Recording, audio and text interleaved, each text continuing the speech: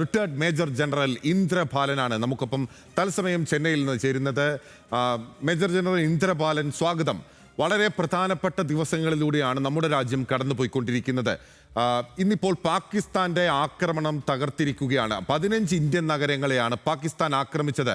India വളരെ കൃത്യമായി തന്നെ ഇന്നലത്തെയും ഇന്നത്തെയും പ്രസ് ബ്രീഫിംഗിൽ പ്രതിരോധ മന്ത്രാലയവും വിദേശകാര്യ മന്ത്രാലയവും ചേർന്നുള്ള പ്രസ് ബ്രീഫിംഗിൽ പറഞ്ഞിരുന്നു, ഒരിക്കലും പാകിസ്ഥാനിലെ ആർമി ഔട്ട്ലെറ്റുകളെയോ അവിടുത്തെ സിവിലിയൻസിനെയോ ഇന്ത്യ ലക്ഷ്യമിട്ടിരുന്നില്ല. ക്രോസ് ബോർഡർ ടെററിസം പ്രോത്സാഹിപ്പിക്കുന്ന അവിടുത്തെ ഭീകര ഉൽപാദന ഫാക്ടറികൾ, ഭീകര കേന്ദ്രങ്ങൾ മാത്രമാണ് ലക്ഷ്യമിട്ടതെന്ന്. അപ്പോഴും പാകിസ്ഥാന്റെ പ്രകോപനം തുടരുമ്പോൾ ഒരു യുദ്ധം യഥാർത്ഥത്തിൽ ആഗ്രഹിക്കുകയാണോ പാകിസ്ഥാൻ? മേജർ ജനറൽ ഇന്ദ്രപാലൻ,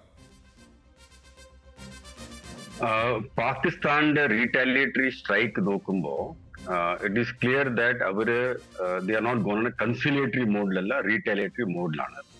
അവരുടെ വാക്ക് ഒന്നാണ്, ചെയ്യുന്നത് ഒന്നാണ്. It is clear that they have targeted India's civilians in Kashmir, in Jammu, and they also അവർ ടാർഗറ്റ് ചെയ്തിരിക്കുന്നത് ഒരു നമ്മുടെ സിഖ് കമ്മ്യൂണിറ്റിനെ ടാർഗറ്റ് ചെയ്തിരിക്കുന്നത്. സോ ഇൻവേരിയബ്ലി അവരുടെ എയിം അത് തന്നെയാണ്, in order to escalate at sub-conventional level. അവരുടെ എസ്കലേഷൻ അവർ ചെയ്യുന്നുണ്ട്, റീറ്റാലിയേഷൻ ചെയ്യുന്നുണ്ട്. പക്ഷേ the level of retaliation they are trying to keep it below sub conventional level is what it seems. Because അവര് ഇതുവരെ അവരുടെ മെയിൻ ഒഫൻസീവ് ഫോഴ്സസിനെ മേജർ മൂവ്മെന്റ് ചെയ്തിട്ടില്ല. It is no indication that they are doing any kind of So, sub-conventional level, definitely they are retaliating with impunity in the sense that അവരുടെ വിചാരത്തിൽ India may not be able to strike back എന്നാണ്. പക്ഷേ they are already aware, we can see that in Sindoor 2.0 is already on the play. ഇന്ത്യയുടെ 21 targets നമ്മൾ already കാണിച്ചിരുന്നു.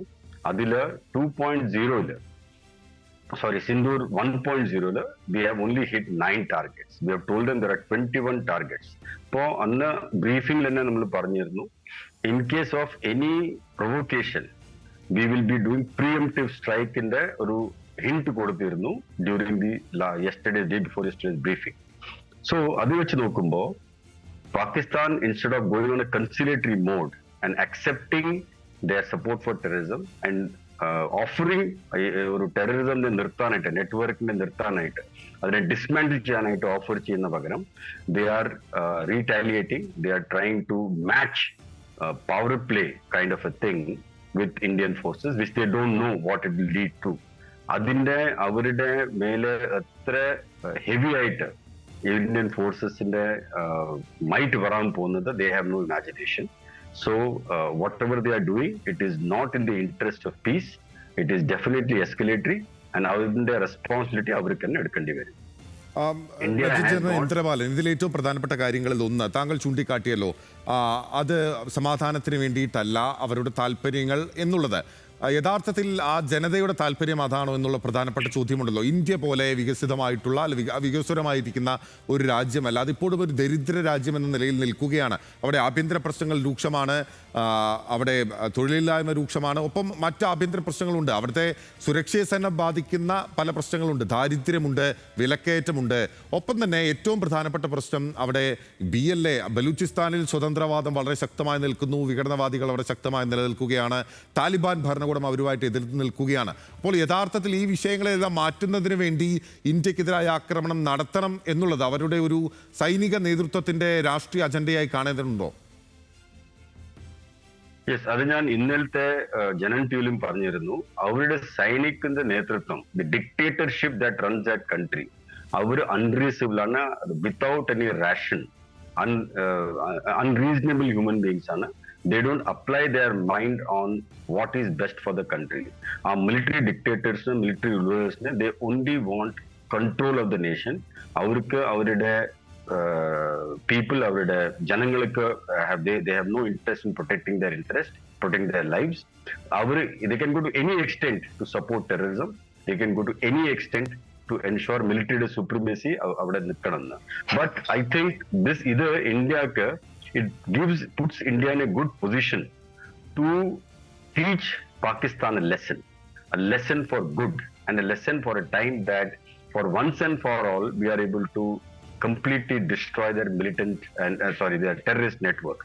അത് കാരണം we have already said ഈ 9 സ്ഥലത്ത് മാത്രമല്ല 21 sites we have already identified.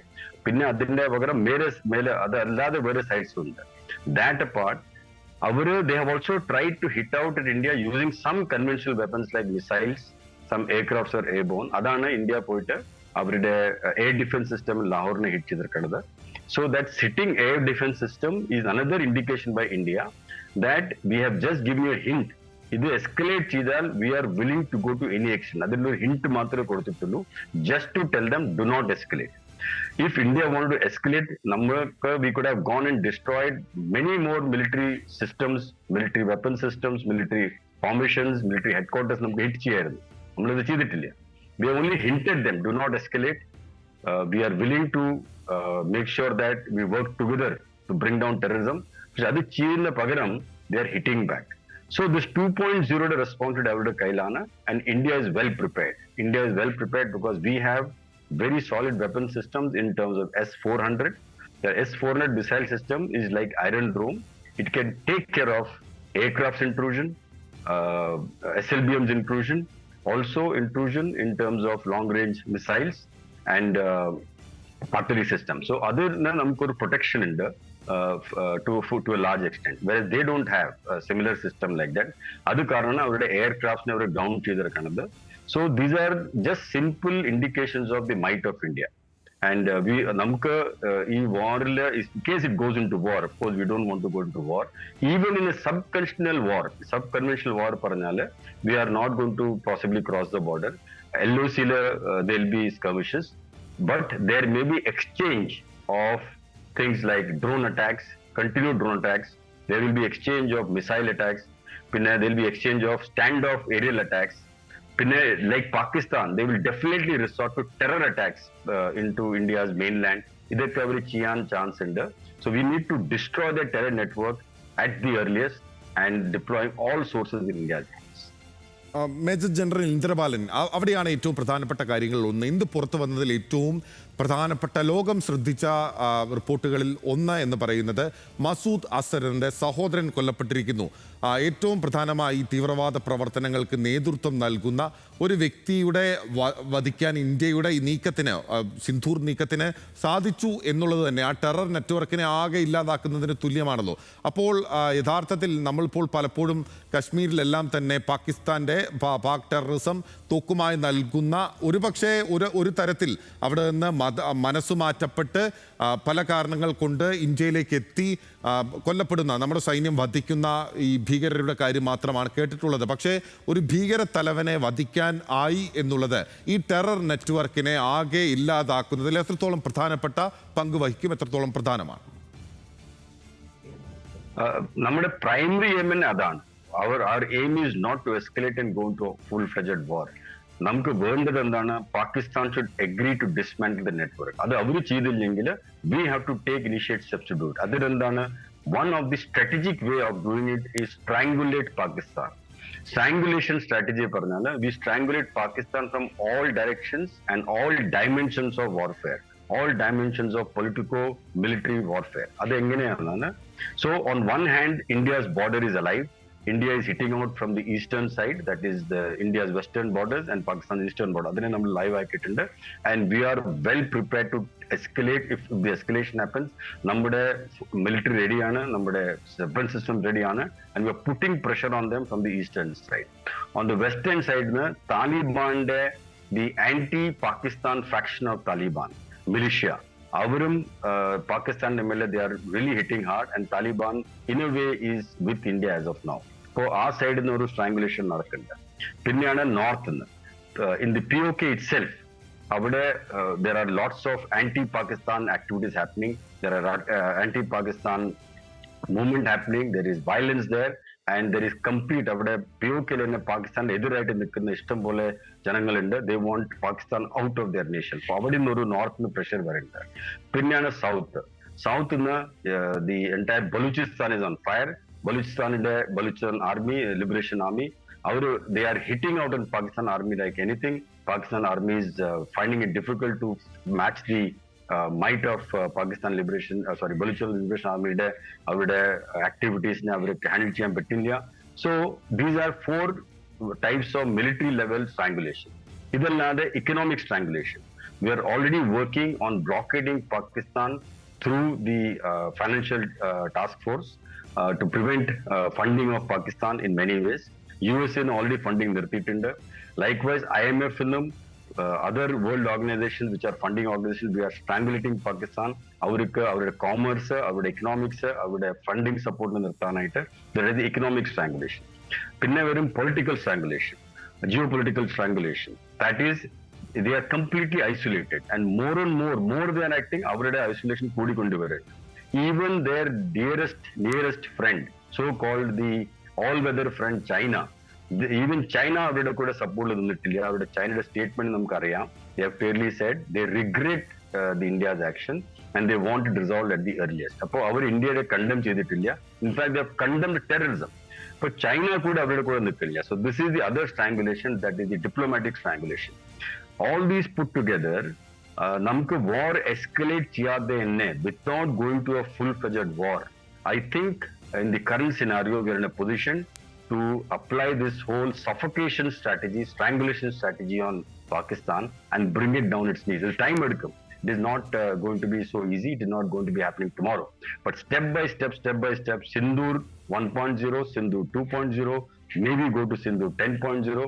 അതിന്റെ വേറെ ഡയമെൻഷൻ എടുത്ത് സിന്ദൂർ അങ്ങനെ പ്ലാൻ ചെയ്താൽ I think we are sitting in right opportunity. India government, I'm sure, is aware of all these things that I'm talking. അവർക്ക് ഇതിന്റെ പ്ലാനിങ് മൊത്തമായിട്ട് അറിയായിരിക്കും.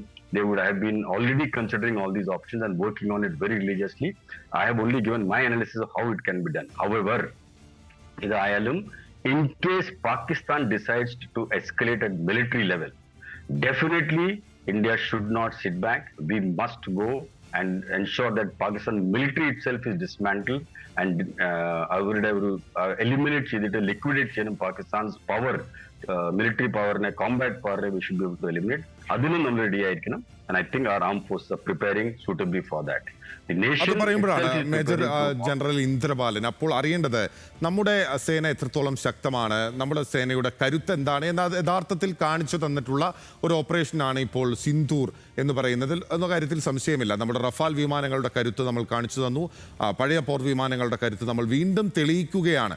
അപ്പോൾ ആ അർത്ഥത്തിൽ നമ്മുടെ പ്രതിരോധ സംവിധാനങ്ങൾ, നമ്മുടെ ഡിഫൻസ് സിസ്റ്റം, ഇതിപ്പോൾ പ്രേക്ഷകർക്ക് കാണുന്നവർക്കുണ്ടാകുന്ന ഒരു സംശയം, ജനങ്ങൾക്കുണ്ടാകാവുന്ന ഒരു സംശയം, അവിടെ ചൈനീസ് ടെക്നോളജിയാണ് ഉപയോഗിച്ചതെന്നാണ് പുറത്തു വന്ന റിപ്പോർട്ടുകൾ.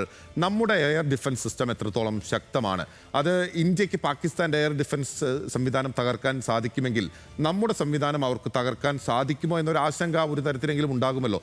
നമ്മുടെ പ്രതിരോധ സംവിധാനങ്ങൾ എത്രത്തോളം ശക്തമാണ് ആ അർത്ഥത്തിൽ? ഏത് hot വാറിലും there is a defensive set of operations and there's an offensive operations. ഇപ്പോൾ ഇന്ത്യയുടെ we have always built our defenses very strongly. അത് കാരണം നമ്മുടെ air defence systems across the border and നമ്മുടെ ഇൻക്ലൂഡിങ് our എയർ സ്ട്രിപ്സിനെ protect ചെയ്യാനായിട്ടും vital installations, oil ഇൻസ്റ്റലേഷൻസും, ഇന്ത്യയുടെ സ്ട്രാറ്റജിക് ഇൻസ്റ്റലേഷൻസും, അമ്യൂണിഷൻ ഫാക്ടറീസും, plus many such power plants, idle power project, ഇതിനെയൊക്കെ പ്രൊട്ടക്ട് ചെയ്യാനായിട്ട് we have our air systems, air defense systems across the country, including in Kerala. If you will know, we have air defense systems. അത് എനിക്ക് reveal ചെയ്യാൻ പറ്റില്ല. അപ്പോൾ അതേപോലെ we have a network of air defense systems, നമ്മുടെ അസറ്റ്സിനെ protect ചെയ്യാനായിട്ടും നമ്മുടെ സിറ്റിസൻസിനെ protect ചെയ്യാനായിട്ടും. ഇതല്ലാതെ S-400, as I just mentioned, which is a Russian weapon system, അതിന്റെ കേപ്പബിലിറ്റി നോക്കുമ്പോൾ it can hit out up to 60 kilometers. It can hit out on any missile that is taken off from Pakistan. So Pakistan, India enter ചെയ്യുന്ന മുമ്പേ തന്നെ we can bring down that missile. Likewise, an aircraft, it can hit out as far as 120 kilometers before it comes in India.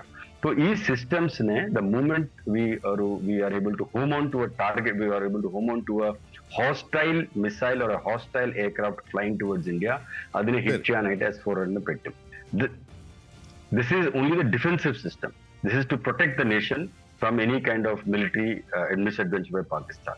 Idallade, we also have defensive forces across India. We have 14 കോറിന്റെ നമ്മുടെ ഉറപ്പായും അത് തന്നെയാണ് നമ്മുടെ ഏറ്റവും പ്രധാനപ്പെട്ട കരുത്ത് എന്ന് പറയുന്നത്. നമ്മുടെ സൈന്യം തന്നെയാണ് നമ്മുടെ കരുത്ത്.